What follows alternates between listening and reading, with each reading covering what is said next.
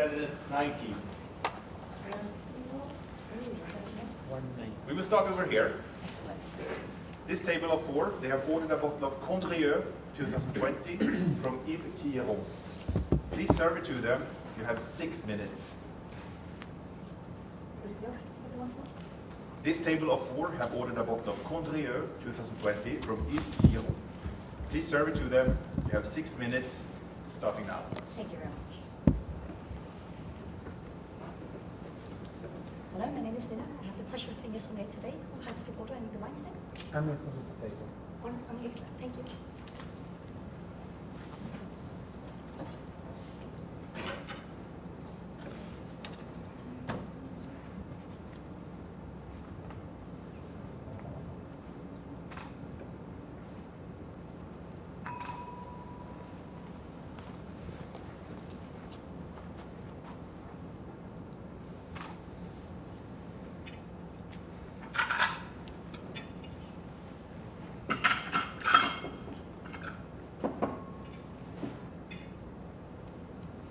So as it is what we're enjoying today, I've chosen this glass, which is sleek, really able to capture all the wonderful aromatics, but the freshness at the same time. And then I must ask, because you ordered the Condrieu with Quiron. Unfortunately, we actually do not have that in stock. We do have a Marsanne and a Roussanne, both white grapes, also from the northern part of Rome, from the same producer. The Roussanne would be a little bit more forward, a little bit more on the rich side, while the Marsanne would be less aromatic and a little bit more watery. I don't know which sound better to you. As you wish. Okay, excellent. Thank you.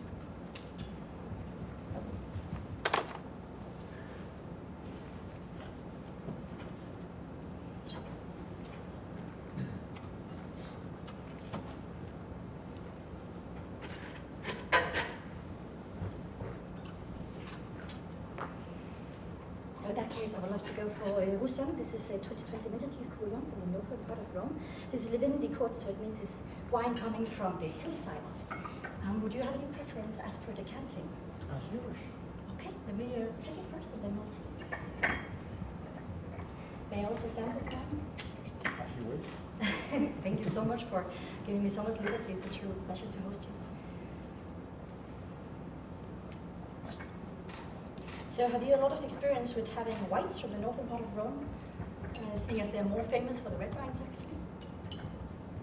The whites from the northern part of Rome, they are often excellent fruit wines. We see them coming in with a little bit alcohol to rinse from fat, but at the same time this wonderful aromatic character. I think it's really excellent as it is. So of course you'll be the judge in the end. Have a taste of it and know what you prefer. Very good. So Yves Quiron is actually one of the most established producers in the northern part of Rome. Really, really famed for especially the Condrieux. I don't know if you've already chosen some food to go with this. Well, my recommendation would be to go with something rich and dense. We have a lobster American, where the wonderful fruit profile of the wine is really going to be suitable to match with the sweetness of the lobster itself. Meanwhile, also bringing enough density to the plate to go for the texture in the wine. Would you like to keep the cork? I'm gonna take it then. Thank you.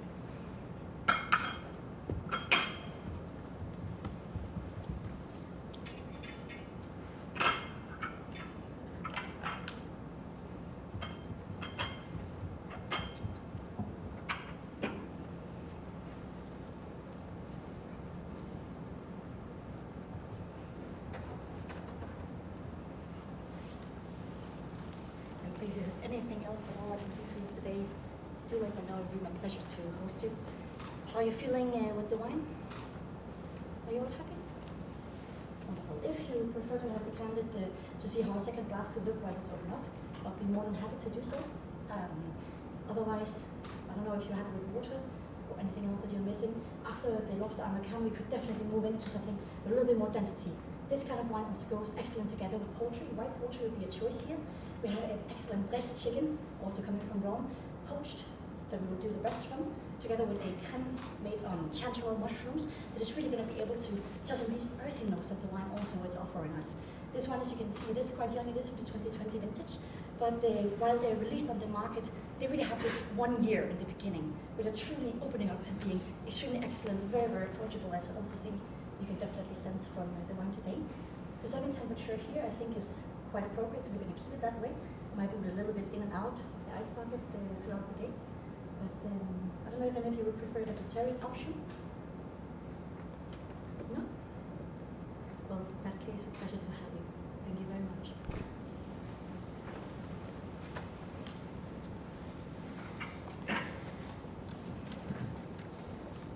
And how are you feeling over here? Can I come Fine. Yeah? Thank you. Thank you.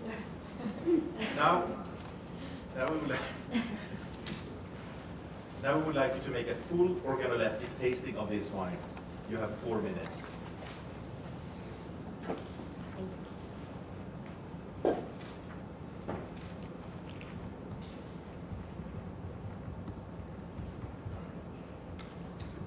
Wine Madras, it is a ruby-colored red wine. It's facing up to a beginning garnet rim, which could indicate an aging wine.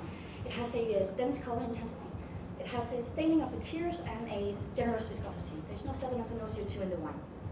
On the nose, the wine is clean, has an elevated aroma intensity.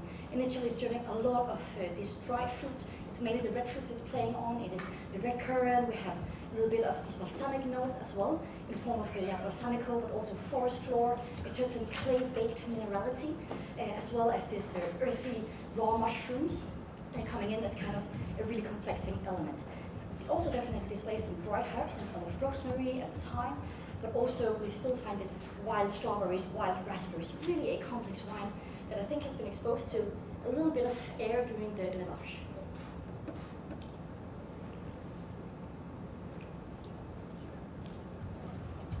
The wine is developing wine on the palate. The wine is clean, it's bone dry. We find a high level of tannins that are quite grippy but still well integrated into the wine, rather silky of texture.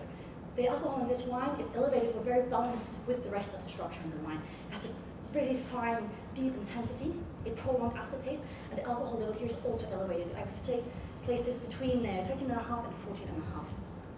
On the palate, the wine really also displays a wonderful acidity, which is quite rinsing and harmonious with the fruit profile. The fruit profile here is still remaining in the dried spectrum, so we find the red fruits, which are the dry red currant, cherries, this kind of wild raspberries and strawberries still, and at the same time also the dried herbs and the forest floor, the mushroomy touch remains. It is a wine that has a really long aftertaste with kind of a citrusy, like I would say orange-like zest lingering, which is quite interesting and gaining complexity. It has been exposed to some long aging in larger format barrels for a prolonged time. A really high complexity wine. It's a wine of high quality. Here we really find a wine where all the elements are in balance. So we have balance between the structural elements and the fruit. At the same time, it offers great intensity that makes it really, really excellent as a fruit wine too. It is a wine that shows well in the glass today, but I think it could win with aging, softening the tannins a little bit, integrating the alcohol a little bit better. So I think this would be optimally between 8 to 10 years from now, where we can really underscore this tertiary aromatics that is going to be beautiful together with the acidity of the wine. If so now, I think we should decant it about 2 hours prior to serving in a white mirror carafe to really let it aerate, breathe, show its fullest complexity. It should be served a little bit cooler than this in the glass currently. I think about 17 to 18 degrees would be perfect for this to really showcase the elegance that it also offers. It would, as mentioned, be a wonderful food wine, something like elegant food together with risotto, like risotto with mushrooms would be wonderful for this. Drizzle, of course, with truffle in the end to, again, grasp this earthiness that the wine offers. You could definitely also have together with ragout or something like ossobuco would be beautiful too, to get more in touch with this tomato and the dried herb character that the wine also displays. Definitely has tannins to rinse from fat, at the same time also acidity, and it is a wine that with its intensity really has a wide range of use. I would put this in a moderate or Mediterranean climate, coming from the old world, and it is developing as mentioned, and this wine I would place in Italy.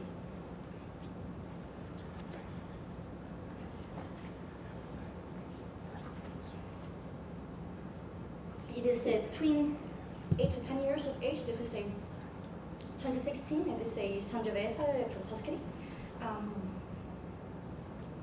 Possibly blended in with a few other varietals, so this is a minimum 70% Sangiovese. Thank you. Now we would ask you to advise your manager, Mr. Poussier, whether you would buy this wine or not, and why. 1 minute for this. No, Mr. Poussier, thank you for letting me advise you. I think this wine is excellent quality. I think we are right now in a moment where Chianti is really on the move. We see this Chianti selezione coming out, which are really getting a lot of attention, and they are focused on quality. So this wine can definitely store. You can age it, but it also drinks extremely well right now. So we have something to offer our guests that is really widely appealing. But at the same time, we do not have to worry about it getting too old in the cellar. We can actually just store it and look forward to the future. So I think this is also an excellent wine to do by the glass. Having seen a little bit of oxidation during the winemaking, it actually allows us to have it open for a little bit prolonged time without it getting dull after a few days. So this has really a wide range of use, and with the food style we do here, I think it could be a really beautiful interesting glass to open up for our guests. Also having this little bit of age is always interesting to offer on a by the glass list, but of course also on the wine list. And at the same time, I think this is a great value. We have not yet seen the Italian wines rise. Thank you. Thank you so much. Thank you. We'll stay here. There's more tasting coming. Now we will ask you, please identify these 4 sparkling wines and name the method of production for each one. You will have 5 minutes for this. Please identify these 4 sparkling wines and name the method of production for each one. You have 5 minutes starting now. Thank you. Glass number 1, it's not so aromatic, it's a little bit showy. Number 2 is really extravagant. It's quite charming, really red fruited. While number 3 shows a little bit more solidic characters. And number 4 is definitely a Methode traditional wine.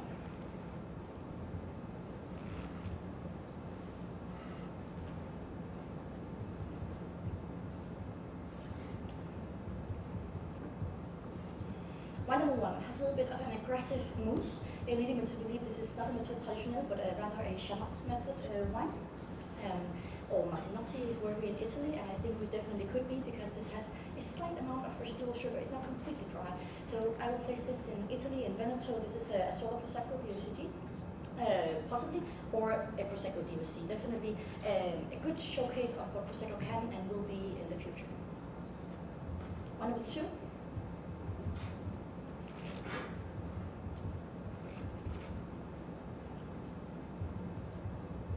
Also slightly sweet, actually quite sweet. This is also coming from Italy. It's a kind of hidden gem, if we're speaking, pairings together with the berry desserts. This, I would say, is a Marchetto di Acqui. It's coming from Piedmont. It's a DOCG wine, and it's of course made on the Marchetto grape, while the Prosecco is made on Glera mainly.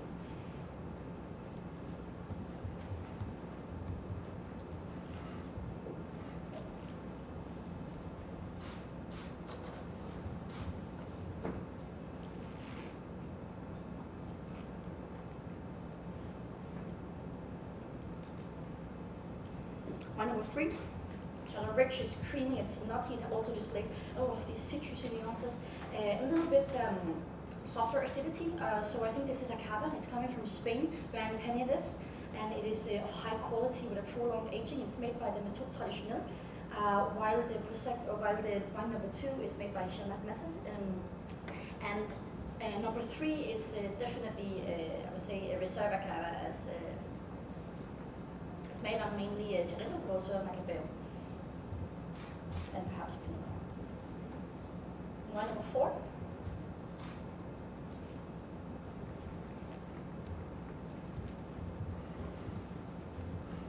It's dry. It's made by Methode traditional. It's coming from Champagne, France.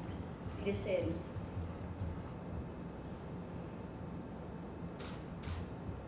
it's a vintage champagne.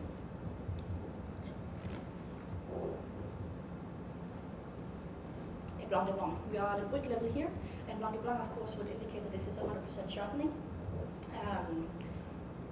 with really a long finish. I would say the vintage here could be 2012, a rather generous vintage, which leads us to have this bit more ripe fruit condition in the wine. If we should serve all of these at the same evening, which we absolutely could, I think we should start off with the Prosecco as an aperitif or for some light seafood, moving into wine number 3, which does not have quite the same complexity as number 4, but definitely offers us an option to pair with richer fish dishes. Then we could move on to wine number 4, which is a wine that it has a complexity. It is, I would say, the highest quality of these wines, with really a lot of options for pairing. And then we would finish off with the, of course, the sweetest of them, which would be the wine number 2. I think this really displays where sparkling wine is going, and we can see a big increase in the popularity of drinking sparkling wines, especially the Prosecco is something that is really focused on right now, and we can see a lot of development. And you can actually also make Prosecco in other ways. You can make it by Méthode Traditionnelle, as well as making it by ASISomms method, called Conde, that would be. It's a really interesting evening. You could actually create all day lunch with these 4 wines in front of you. I think the serving temperature here is rather perfect. We could go a little bit up on the serving temperature of wine number 4, seeing as that would really enhance the complexity in it, and serve it also in a big cooked glass, because this is really a vinous wine that deserves to be showcased in the best way possible. So that would probably be better to serve at about 12 degrees Celsius, while number 1 and number 2 should be kept chilled to enhance the freshness and served at 7 to 8 degrees Celsius, and wine number 3, somewhere in the middle, 10 degrees, I think would be appropriate. 1 and 2, I think we also have really suitable glasses here, where you can kind of see the chiseling in the bottom of the glass, enhancing the aromatic perspective of the wine. While number 3, we can also go with a larger coupe style glass, again, a little bit in the same manner of wine number 4, to increase the complexity, or showcase it rather, because the complexity is already there. Beautiful. I don't know if any of you have had the pleasure of trying them, but I hope you will. And I think, thank you. Thank you.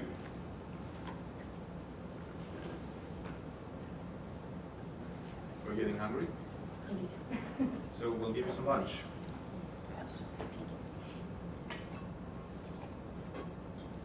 Now we would like you to taste this dish and suggest the best pairing for it from these wines. You have 5 minutes. Sorry, you have 3 minutes for this.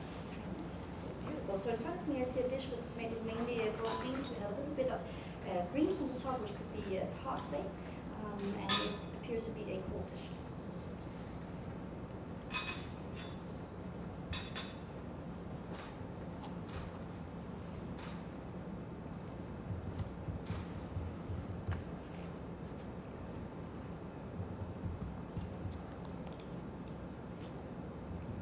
It is a cold dish. It does not have a lot of freshness, does not have a lot of acidity. It's really playing on this kind of mellowness that the beans offers, and the protein as well. So I think that the wine number 3 is the best choice here, because it goes mostly along with the acidity that we find has the most comparable acidity levels, as well as it really enhances the opacity of the dish, which I think is really, really suitable here.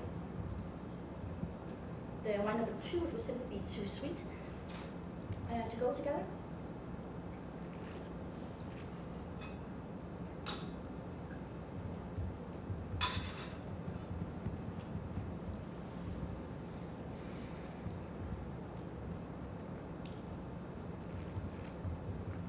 While wine number 1 could also be interesting. Wine number 1 offers us a little bit more contrast between the food and the wine itself, a little bit more of a cleansing palate. So it really depends on whether you prefer to enhance or a little bit contrast with the wine you have in the glass with the dish. We have some oiliness in the dish as well. So actually the suitable freshness for wine number 1 is also quite nice. I would say it really depends on the time of the day.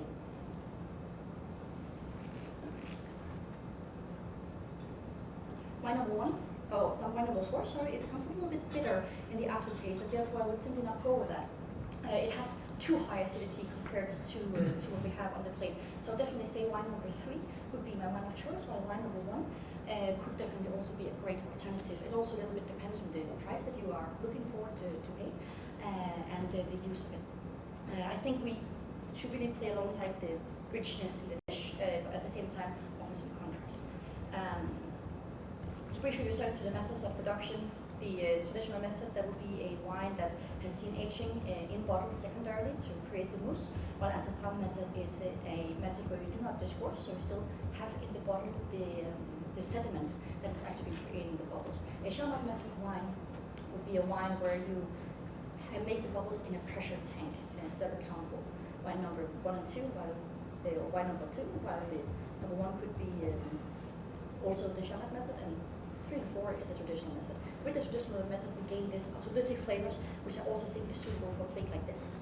So wine number 3, it has this subtle nuttiness that we can also see replicated within the beans. So it has a really suitable level of both complementing, mirroring the flavors we find in the plate, but at the same time also giving appropriate intensity. Hi.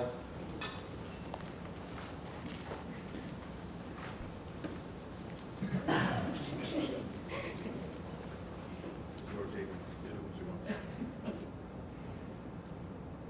So we have one last task for you.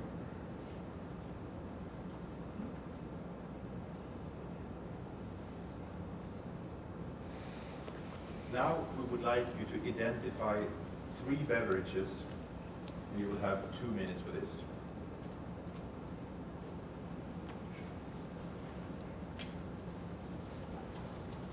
Number 1, it is Uso, or Sambuca. I will go Uso. It is a liquor, it's made with the anise. It's coming from Greece.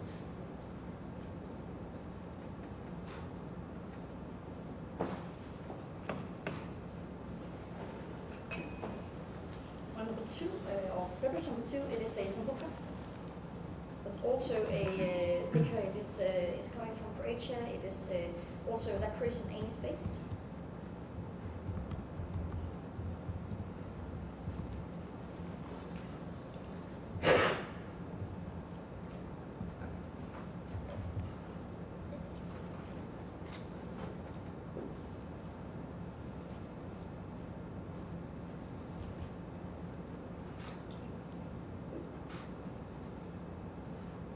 Number 3 is also a liquor. It is anise based, herbs and spices.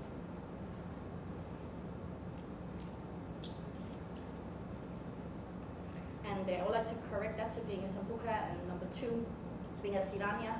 Sivania is grape based, but this is an infused style of Sivania. It's coming from Cyprus.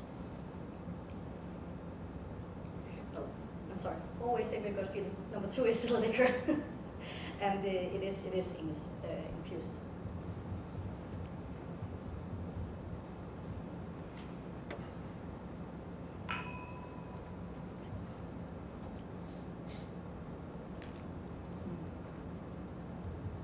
So they're all based on neutral spirit.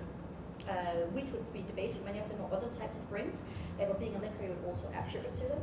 Then you would infuse it with the element that it tastes of. In this case, they're all things like licorice, like anise, something you would typically have after dinner. But if you're an Italian, you also would enjoy perhaps in the morning with an espresso that has been seen before. Thank you so much. You're done for now. Thank you. Nina? I'm sorry, could we ask you for the report, please? Oh, yeah, sorry. No problem.